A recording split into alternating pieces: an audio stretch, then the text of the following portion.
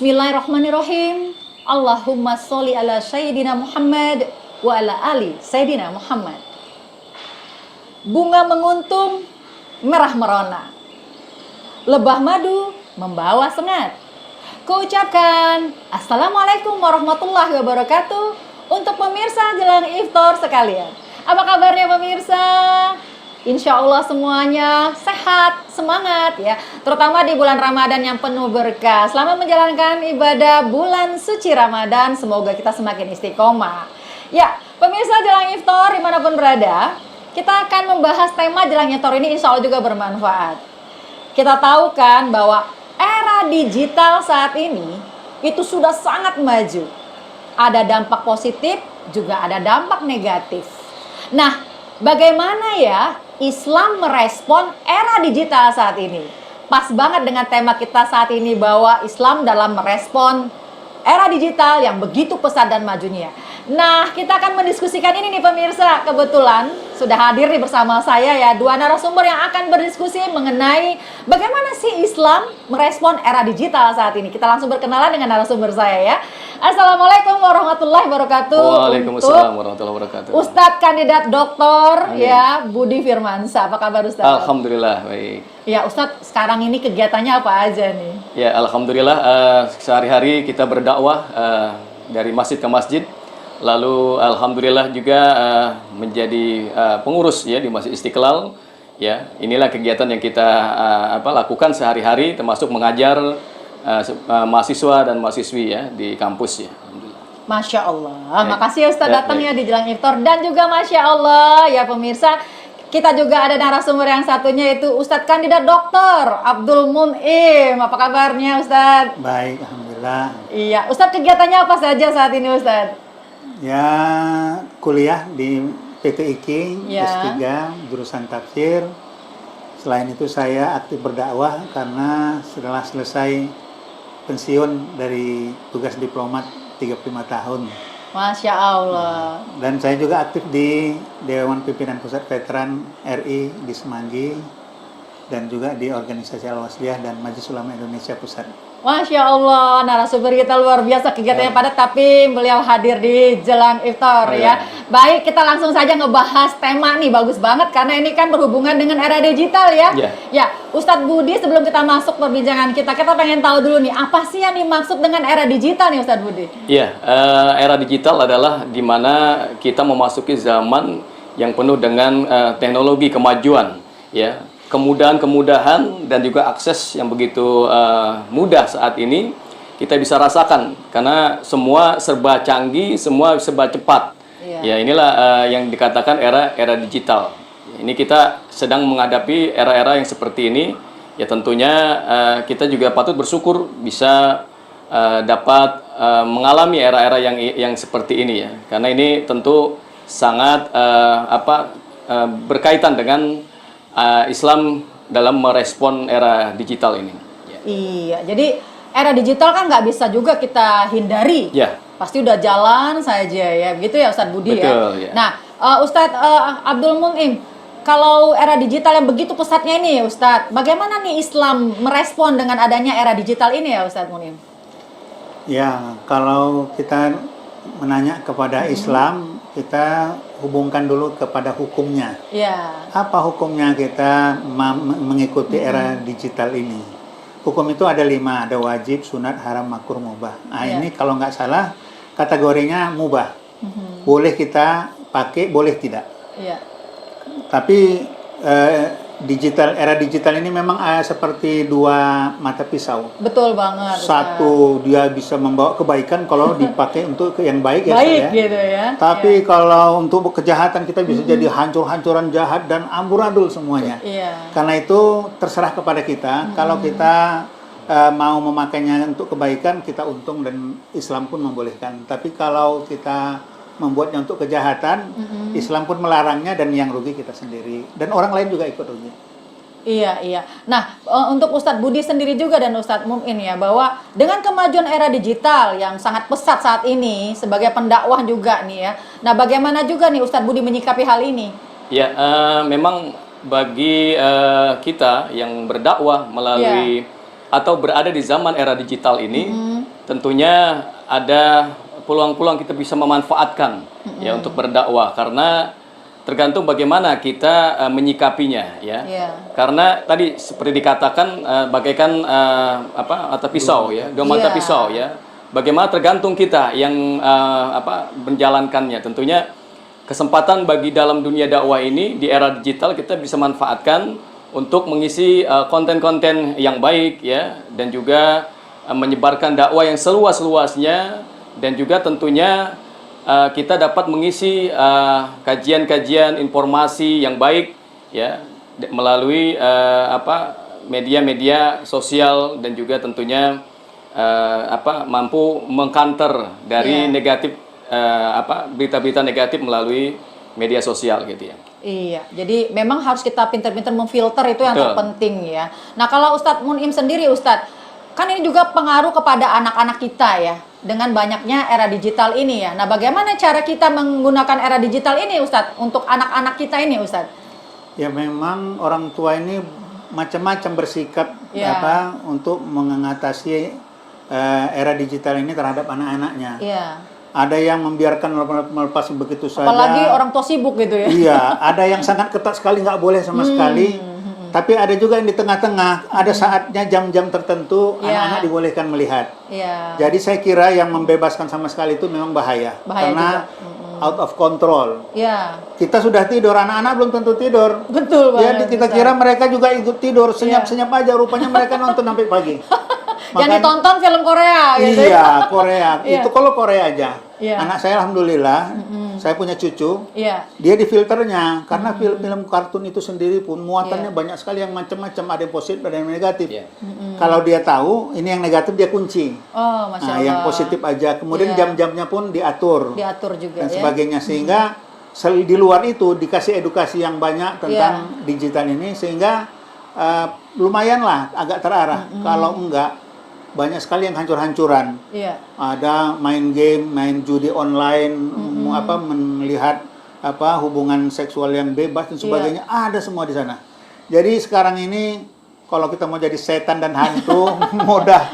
Pemirsa, ada saranannya, buka aja, klik, ada di sana. Tapi kalau mau jadi malaikat, mau jadi ustadz, mau jadi orang yang mulia dan terhormat, ada di sana. Terserah kepada kita masing-masing.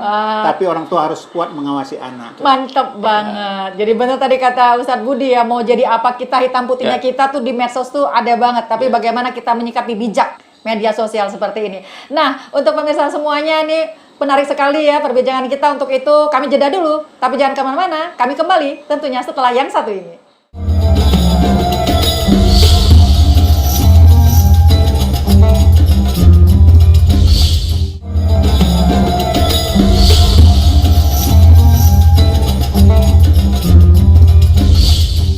Pemirsa semua, dan juga Ustadz Budi dan juga Ustadz Mun'im ya, kita lanjut lagi nih diskusi kita tentang era digital saat ini dan bagaimana Islam menyikapinya ya.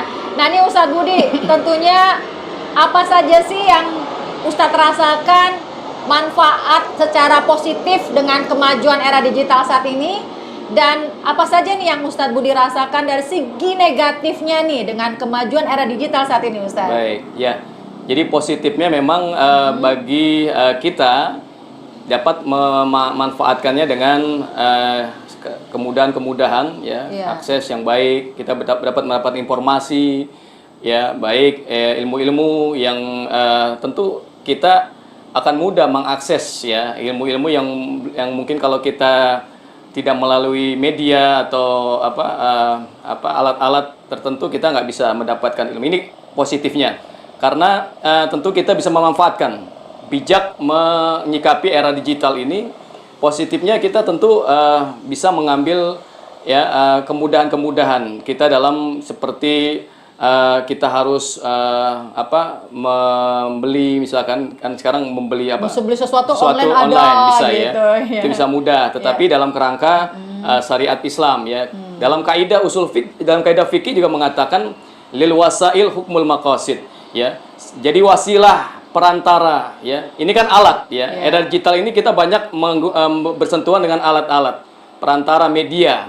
Nah, bagaimana media ini kita arahkan menuju pada tujuan-tujuan, maksud-maksud kita. Nah, maka bisa menjadi sesuatu yang positif ya, baik ya, karena kita memanfaatkan media ini. Ini positifnya. Tapi negatifnya bisa juga ya berimbas kepada kita yang tidak bijak menyikapi era digital ini ya, seperti berkembangnya pinjaman-pinjaman online misalkan ya, lalu ada lagi berita-berita hoax ya yang bersebar kemana-mana ya, bisa mengakses semua, bisa tahu tanpa bisa memfilter ya. Tentu Islam mengajarkan ya, Allah Subhanahu wa taala berfirman, a'udzubillahi minasyaitonirrajim, ya ayyuhalladzina amanu idza ja'akum fasikun binaba'in fatabayyanu. Ya di sini Allah katakan apabila datang ya suatu berita atau orang yang membawa berita ya padahal dia orang fasik, maka tentu kita harus bertabayun ya, memfilter apakah berita ini baik atau tidak. Maka dalam ayat ini stressingnya adalah siapa yang membawa berita itu dan apa berita itu yang dibawa ya. Jadi ini harus kita cermati dari segi Islam ya, dari hal-hal yang bisa mungkin menimbulkan sisi-sisi negatif ya dengan perkembangan pesatnya era digital gitu ya. Iya, jadi benar-benar juga kita harus melihat lebih banyak ke segi positif ya. Betul. Negatif bagaimana cara kita menghindarinya dan membuang itu ya. Nah tadi berbicara mengenai hoax ini ya, Ustadz Abdul Munim. Bagaimana nih Islam menyikapi hal, banyak banget kan sekarang hoax itu terjadi di media sosial ini. Bagaimana nih Ustadz? Ya tadi Ustadz Budi sebenarnya sudah mengemukakan ya tentang hoax itu. Dulu saya ingat sebelum era digital ini nggak kita kenal hoax itu ya. Tapi begitu ada era digital ini baru sebentar-sebentar kita bilang hoax gitu ya. Tapi masalah hoax tidak hoax ini juga kita belum tahu juga karena ini harus diteliti mana yang hoax mana yang tidak. Iya. Jangan-jangan beneran, jangan-jangan bukan gitu. Jangan-jangan beneran ternyata itu hoax. Kita kira hoax. Ternyata beneran. Itu bingung. Jadi untuk mengetahui persis itu hoax atau tidak hoax itu harus diselidiki dulu. Nah, tadi ada tabayun namanya istilahnya ya. Kalau kamu dapat berita, pemirsa sekalian, Islam itu selalu dianjurkan kalau kita dapat berita dari siapapun, periksa dulu siapa yang menyampaikan berita itu kepada kita dan apa isi beritanya. Jangan langsung dipercaya dan langsung bereaksi terhadap berita itu. Siapa tahu berita itu benar, kita duga itu tidak benar, kita nanti ada mengalami kerugian. Dapat hadiah gitu. Iya. Ternyata kita bilang hoax, ternyata beneran. Gitu. Gimana tuh? Nyesel. Nah, terus tahu-tahu, wah ini dapat hadiah. Udah semangat, udah dengan segala usaha dilakukan, tahu-tahu tidak. Ditipu, malah kita yang keluar uang. Nah itu juga harus hati-hati ya. Inilah Ustaz. dunia digital ini sekarang, dunia medsos ini, itulah yang terjadi yang kita rasakan sekarang ini, salah satu kegiatan aktivitas kita ya tentang hoax ini. Karena itu marilah kita memeriksa berita-berita yang kita baca itu yang bersebaran di mana-mana itu dengan teliti supaya kita jangan terjebak kepada kesalahan. Apalagi kami pendakwa ini langsung menerima dan didakwahkan lagi, tahu-tahu salah. Wah, itu umat jadi hancur, kita pun akan menjadi berdosa. Jadi terutama kepada ustadz-ustadz juga kita harus lebih ekstra hati-hati ya. Kalau dapat berita, mari kita tabayun dulu, kita periksa, jangan langsung bereaksi dan kita filter. Mudah-mudahan kita ada dalam posisi yang benar, baru kita bertindak. Kalau salah bisa kita tepis. Tepis gitu ya Pak. Ya, baik. Nah, Ustadz, saat ini kan juga banyak nih ustadz-ustadz milenial, ya kan? Ustadz-ustadz yang menggunakan jadi viral ya, gara-gara dengan media sosial ya. Nah, bagaimana menyikapi dengan hal ini nih Ustadz Budi? Ya memang jadi dai-dai milenial ini memanfaatkan ya era digital ini untuk berdakwah ya, menyebarkan seluas-luasnya dakwah ya, dan juga tentunya ilmu-ilmu yang dia sampaikan melalui media sosial yang sekarang ini kita lihat ya, banyak konten-konten yang dibuat ya. Tentu ini menjadi positif dalam dunia dakwah karena dengan semakin tersebar luasnya dakwah ya, dengan media sosial ini kan cakupannya begitu luas ya, tanpa ada ruang dan waktu ya, orang bisa melihat ya dimanapun para dai milenial ini menyampaikan dakwanya, dan ini positif sekali. Dan saya kira tidak ada salahnya ya dai-dai milenial memanfaatkan ini tentu dengan niatan-niatan agar dakwanya bisa diterima oleh khalayak banyak ya, karena dakwah itu memang tujuannya adalah agar ya para audiensnya, para jamaahnya itu bisa sebanyak-banyaknya menerima informasi dari dakwanya ini. Jadi ini penting karena tujuan dari dakwah itu memang salah satunya adalah agar para audien itu bisa mudah dapat menerima informasi dakwanya gitu ya. Iya, jadi dari segi positifnya biar dakwanya lebih mudah ya. Nah, tapi gini nih ya, Ustadz Budi dan Ustadz Mun'im ya, banyak juga kan para pendakwah yang muncul secara instan. Nah, jadi kan jangan sampai juga nih ada informasi ataupun dakwah ataupun dalil yang salah gitu kan dalam menyampaikan dakwanya ya. Jadi jangan sampai karena viral, karena pengen viral. Jadi ada beberapa yang jauh dari unsur tafsir kita ya. Nah, jadi seperti ini juga kita harus waspada juga. Tapi nanti jawabnya. Baik. Karena kita mau jeda dulu nih. Ya. Dan pemirsa Jelang Iftar tetapnya bersama kami karena kami tetap akan mengkaji tentang era digital. Kami kembali tentunya setelah yang satu ini.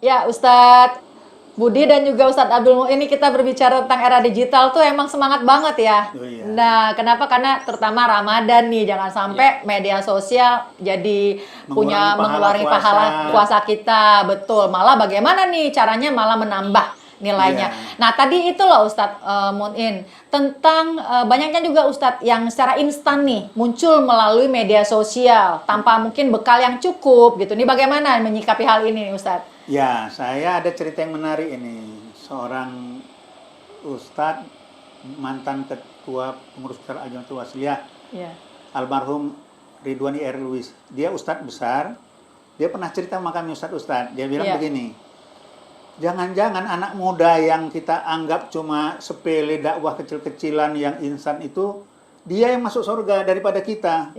Apa buktinya? Mereka itu milenial, pemirsa, anak-anak milenial banyak. Mereka itu memang dakwahnya seadanya, tapi pemirsanya bisa ribuan, ratusan ribu, malah ada yang jutaan. Tapi kalau ustadz-ustadz yang keren-keren seperti ini, ceramahnya di masjid paling yang mendengar cuma 10 orang, 20 orang. Itu dalam Islam, kalau kita berdakwah, didengar orang dan diamalkan orang yang kita dakwahkan, sebanyak yang diamalkan orang, kita dapat. Masya Allah. Bahkan ini seperti bisnis multi level pemirsa. Udah meninggal pun kita, tapi masih diamalkan orang ajaran kita masih dapat. Masya Allah. Jadi karena itu jangan anggap enteng sama pendakwah-pendakwah muda, karena mereka itu punya kelebihan yang berbeda. Memang ilmu mereka seadanya, tapi mereka juga menyampaikan seadanya juga. Dan pemirsa saya kira bijak juga melihat, oh ini dai muda, perlu juga di cross check nanti apa yang disampaikannya. Tapi yang jelas seperti filsafatnya ya, kalau burung merpati bisa terbang dengan merpati, pemirsa, mana ada burung merbuk dengan merpati terbang sama. Karena itu jumlah pemuda di Indonesia terutama banyak, pemikatnya harus pemuda juga. Kalau kami yang tua-tua ini, yang anak muda kurang suka melihatnya, pemirsanya yang tua-tua juga. Jadi sudahlah, biarlah mereka berdakwah, cuma kita awasi aja, kalau memang ada yang salah kita peringatkan, kalau enggak bagus. Dan di Majelis Ulama Indonesia juga ada satu komisi di bagian digital ini, justru kita ada disebut namanya Mujahid Digital. Artinya di medsos itu banyak sekali berita yang negatif-negatif. Harus diimbangi dengan mujahid-mujahid digital ini. Kita yang Islam ini siapapun, nggak mesti mu'allimah, nggak mesti ustadz. Ayo imbangi, kalau ada Al-Quran reposting yang hal-hal, ada hadis-hadis yang bagus reposting, tapi diperiksa dulu, mana tahu dibilang hadis padahal bukan hadis. Nah, kira-kira itulah gambaran yang bisa saya sampaikan.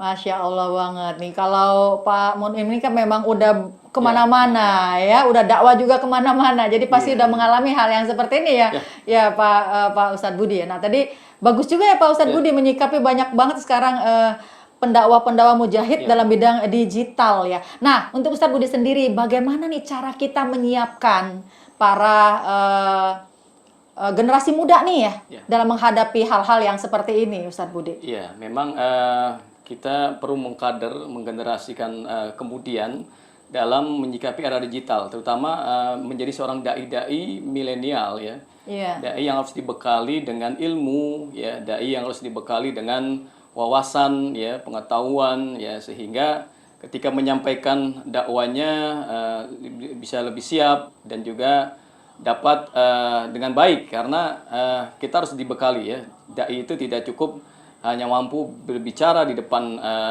orang banyak atau kamera, tetapi dai juga harus dibekali dengan ilmu. Setiap hari dia harus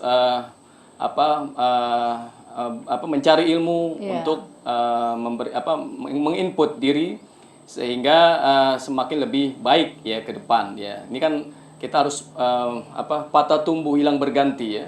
Bahasanya yang senior-senior suatu saat pendakwah-pendakwah ini akan berakhir. Boleh saya Betul. timpali dikit?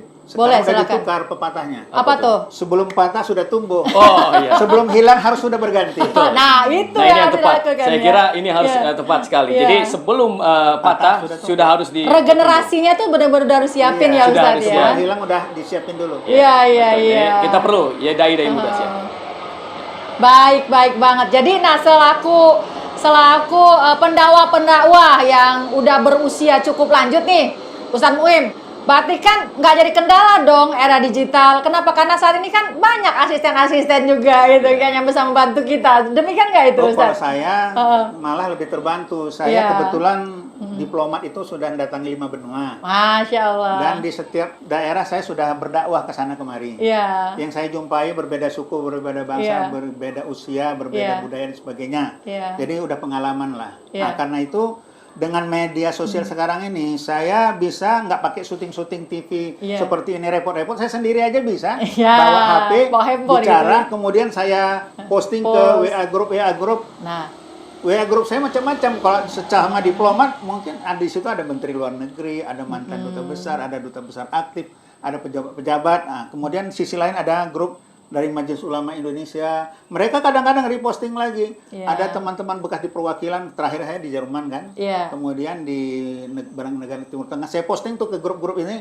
Mereka baca, kalau nggak sempat pada waktunya, mereka pada waktu yang lain dia baca. Karena di YouTube ya, bisa Iya. kapan saja dilihat. Nah, itu menyebar dakwah kita Iya. kemana-mana dan bisa dilihat kapan saja. Itulah bedanya dakwah kita selama ini yang di masjid. Iya. Iya. Kita hanya berdakwah 1,5 jam, Iya. habis itu bubar. iya. Yang mendengar itu aja. Iya. Tapi kalau ini terekam sama YouTube, Iya, nanti betul. nggak sempat dia waktu kita live, Iya. dia bisa kapan aja, lagi ada waktu dia lihat, dan Iya. lagi di mobil jalan dia bisa buka, bisa Iya. di reshare-nya lagi ke teman-temannya. Wah, ini sekarang memang membantu sekali. Masya Allah. Jadi saat ini tuh semuanya begitu banyak kemudahan. Ya. Tergantung bagaimana kita ini bisa memanfaatkan Ya. kemudahan Ya. itu dengan baik ya. Tepat sekali. Baik, Ustadz Budi, Ustadz Muin dan juga pemirsa. Perbincangan kita memang menarik banget kalau bahas era digital. Cuman waktu juga yang harus memisahkan kita. Nah, untuk di ujung acara ini Ustadz Budi bisa menyimpulkan pembicaraan kita hari ini. Silakan Ustadz Budi. Baik, pemirsa dimanapun Anda berada, sungguh banyak yang kita bicarakan, penuh dengan pelajaran dan hikmah ya, kaitan dengan bagaimana Islam merespon era digital ya. Tentu kita tidak bisa menghindar ya dari era digital ini. Kita sudah berada di era yang begitu cukup pesat perkembangan era digital ini. Tentu yang pertama, bijaklah dalam menyikapi era digital ini, dan yang kedua, manfaatkan ya positif yang bisa kita manfaatkan di era digital ini. Tentu kita bisa mengambil peran ya. Tadi kita sudah berbicara panjang bagaimana kita bisa mengisinya dengan konten-konten yang baik ya, sehingga itu menjadi amal jariah kita ya. Dengan melihat konten-konten yang baik ya, semua orang akan melihat. Nah, ini tentu pahalanya tentu akan begitu besar ya. Tentu bagi pendakwah kita terus berjuang jadi mujahid digital. Ini yang penting ya. Insyaallah mandala ala khairin kafa'ilihi ya. Barang siapa yang menunjukkan kebaikan, maka dia akan mendapatkan pahala seperti orang yang mengerjakan. Dan tentu dalam kita posisi yang pendakwah, ya, kita punya kewajiban. Siapapun, ya, tidak harus ustadz, tidak harus kiai ulama. Kita yang memiliki kemampuan, ya, balighu anni walau ayah, ya, sampaikan, ya, kata Rasulullah, balighu anni walau ayah, sampaikan dariku walaupun satu ayat. Artinya apa? Di sini kita punya kewajiban, yaitu menyampaikan hal-hal yang positif melalui media sosial atau di era digital saat ini. Masya Allah, terima kasih banyak Ya. Ustadz Budi, dan juga terima kasih banyak Ustadz Abdul Muin ya, terus berdakwah ya. Siap. Mulai terus berdakwah juga di era digital kita, Ustadz. Masya Allah ya. Dan pemirsa semuanya, mudah-mudahan ya kita semua bisa memaksimalkan ya era digital saat ini, ya bisa memaksimalkan dengan positif dan bisa berdakwah juga melalui era sosial kita di era digital saat ini. Dan itu semakin membuat dakwah kita juga semakin cepat dan semakin banyak yang menerima dengan baik dan menjadi amal ibadah yang berlipat-lipat ganda juga. Amin ya Allah beralamin. Usai sudah perjumpaan kita kali, dan kita sama-sama menutupnya dengan membaca doa kafaratul majelis. Mari sama-sama. Subhanakallahumma wa bihamdika asyhadu an la ilaha illa anta astaghfiruka wa atubu ilaik. Wassalamualaikum warahmatullahi wabarakatuh. Waalaikumsalam warahmatullahi wabarakatuh.